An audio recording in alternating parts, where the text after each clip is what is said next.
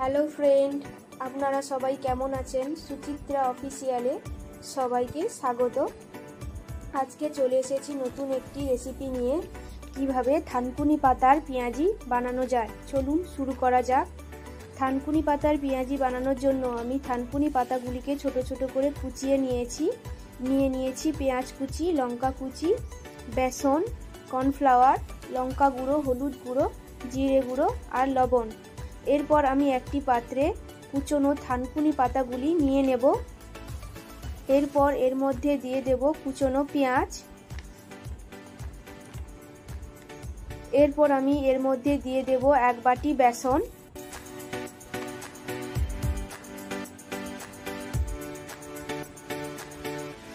এরপর আমি এর মধ্যে দিয়ে দেব কর্নফ্লাওয়ার।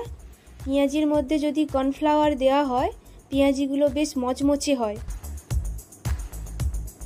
এরপরে আমি দিয়ে দেব এর মধ্যে কুচিয়ে রাখা কাঁচা লঙ্কা।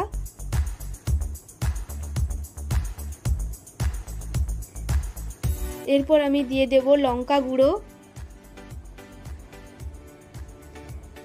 এরপর আমি এর মধ্যে দিয়ে দেব হলুদ গুঁড়ো, জিরে গুঁড়ো,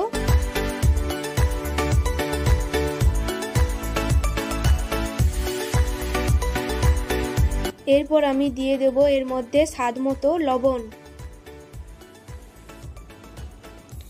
এরপর আমি এগুলোকে একসঙ্গে ম্যারিনেট করে নেব।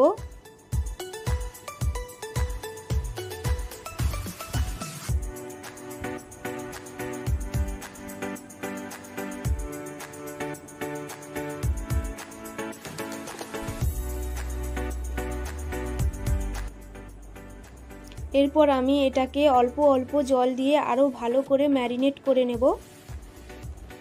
এরপর আমি গ্যাসে একটি ননস্টিকের কড়াই বসিয়ে দিয়েছি। এর মধ্যে আমি সাদা তেল দিয়ে দেব। এই রকম ভাজাভুজি করার জন্য ননস্টিকের কড়া ব্যবহার করলে তেলটা কিন্তু খুব কম খরচ হয়। এরপর এই তেলটা কিন্তু খুব বেশি গরম করব না। এরপর এই গরম তেলের মধ্যে থানকুনি পাতার পেঁয়াজিগুলি এইভাবে দিয়ে দেব। পেঁয়াজিগুলি আমি মিডিয়াম টু লোয়ে ভাজবো।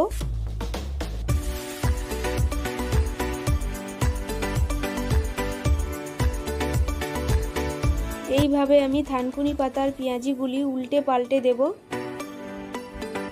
3 থেকে 4 মিনিট মতো সময় নিয়ে পেঁয়াজিগুলো আমি ভাজবো।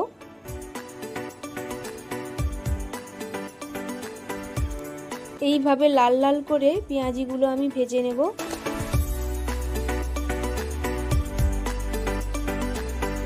এই দেখুন পেঁয়াজিগুলো কত সুন্দর লাগছে দেখতে।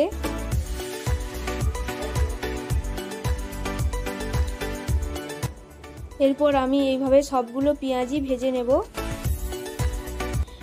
থানকুনি পাতার পেঁয়াজি আপনারা যদি এইভাবে বাড়িতে বানিয়ে দেখবেন খুবই খেতে খুব সুস্বাদু লাগবে। পেঁয়াজিগুলো কতটা মচমচে হয়েছে আপনারা দেখতেই পাচ্ছেন।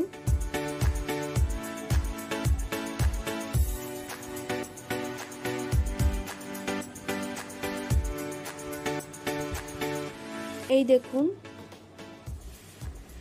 পেঁয়াজিগুলো দেখতে কি সুন্দর লাগছে।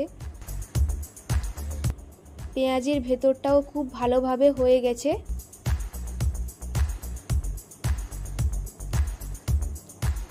ভিডিওটি ভালো লাগলে লাইক এবং কমেন্ট করে জানাবেন এবং আমার চ্যানেলটিকে সাবস্ক্রাইব করে দেবেন। সবাই সুস্থ থাকবেন।